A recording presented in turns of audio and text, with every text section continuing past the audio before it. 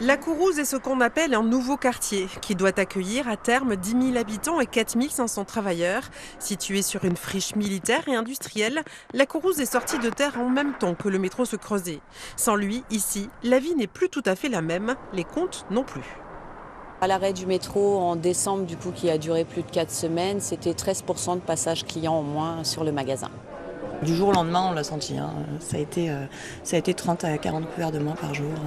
C'est une perte de un bon 30-40% de chiffre d'affaires.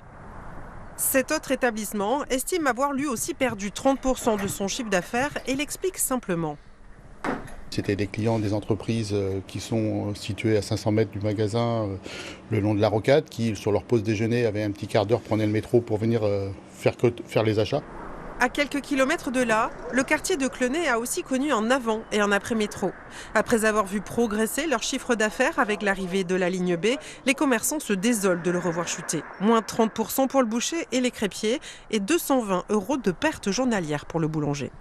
Forcément, ça va prendre un petit peu sur la trésorerie, faut pas rêver. Donc voilà, pour l'instant, on ne peut pas vraiment tirer de réelles conséquences parce que ça démarre, mais jusqu'à quand ça va durer après, ça... Côté métropole, on explique qu'il n'existe aucun dispositif de compensation financière, mais on assure tout faire pour améliorer la situation.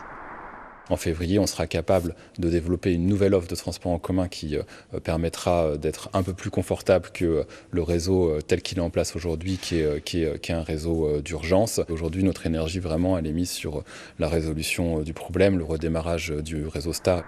La reprise du trafic de la ligne B n'est pour l'instant pas prévue avant la fin du trimestre.